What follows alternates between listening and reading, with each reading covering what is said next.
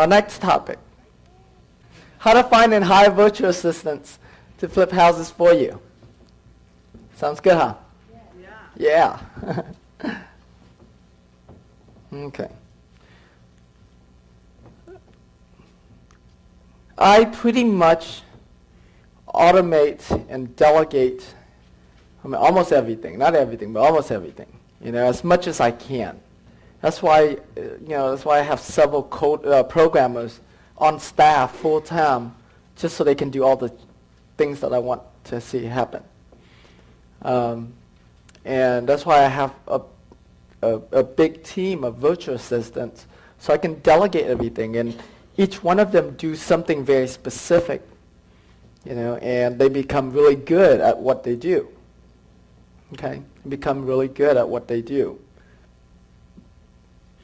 And so as you move along, you can start out hiring one virtual assistant, and then from there, you grow your needs. And like my first virtual assistant, she didn't do anything other than calling sellers. That's it. That's all that she did. And so now, now I have so many, so they're doing all kinds of stuff, including, hey, I need you to order this thing for me.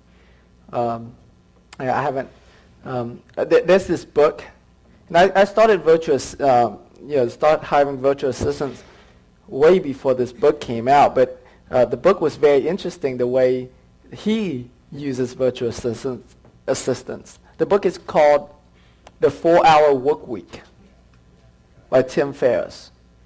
And he uses his virtual assistants for even things like to send a card to his wife, or to say sorry to his wife. It's like the way he uses his virtual assistants is just quite interesting. And I don't know if my wife would like that. But like for reminders, like, hey, this person's birthday is coming up, or this person's birthday is today. That happens to me all the time because I don't remember those things. Or like, put things on my calendar. So now I have a lot of free time, and I get to decide what I want to do, at that time or that free time. I don't have any like specific schedule that I have to commit to every single day or every single week or every single month, because I'm not good at committing like that. For some reason, like a long time ago, growing up, I was very organized. I was very nice and neat. Everything, my middle school and high school, if you look at my locker, I build these shelves so I can put my books and binders in my locker. That's how organized I was.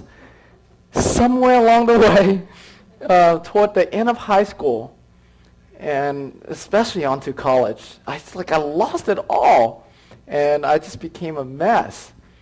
And I never got it back. I could never get it back. I don't know what happened. I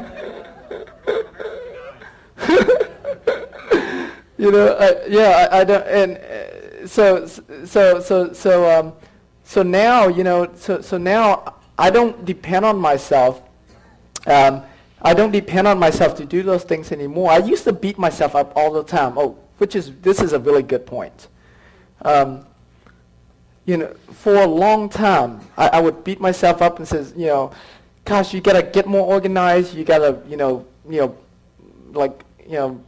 buy these time management courses and go to these seminars and, buy the Tiger system and the Tickler system, and I forced myself to do all of these things. And now I've learned that, hey, I don't need to do any of that stuff. I have assistants that I can just say, hey, I need this, and they put it on my calendar. I don't need to keep up with those things anymore.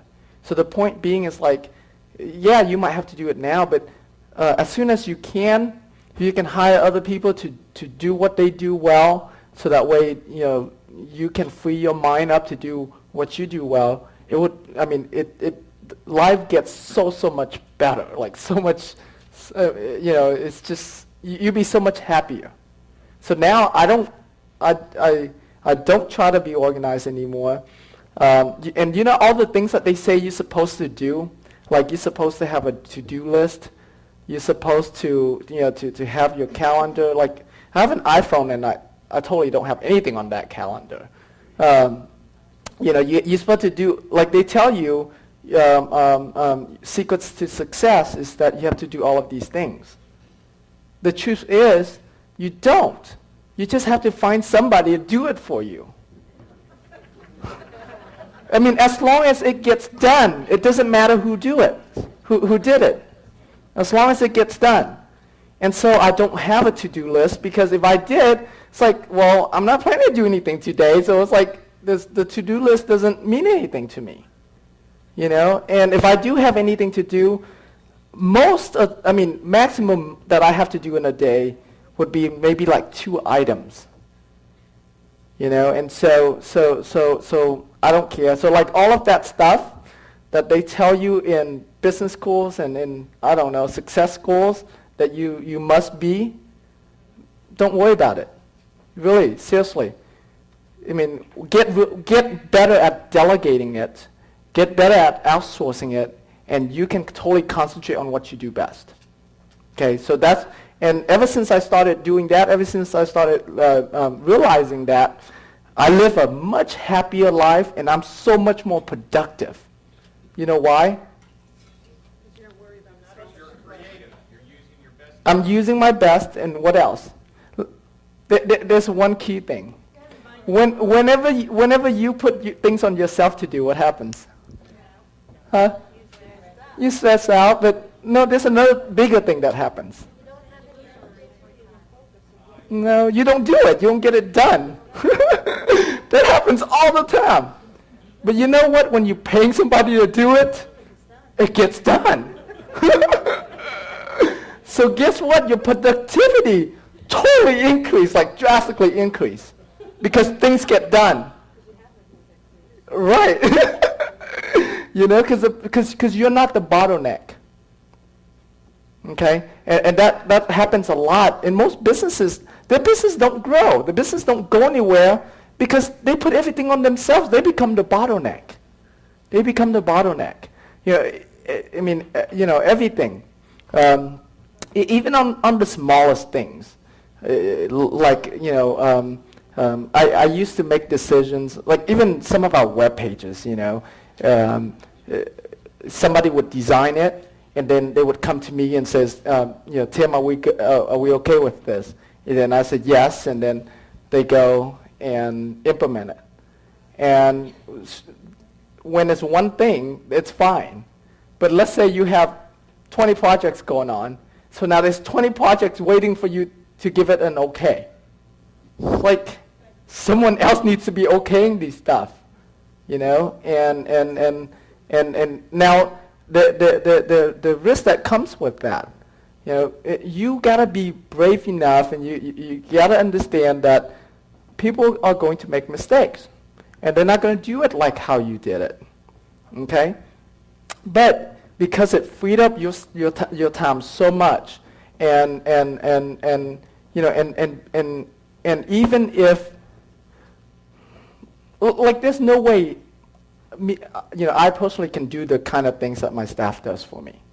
And so even if they half as good as I am, but because there's more things that are being done, they're like way much better. And I'm free up. And if they make a mistake, it's no big deal. I talk about, it happens almost every day. There's some mistakes that's going on.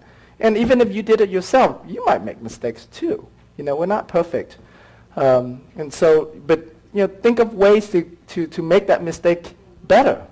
I said it on Friday. Don't cry over spoiled milk. Turn it into yogurt, right, and sell it for more. I mean, really think about that philosophy.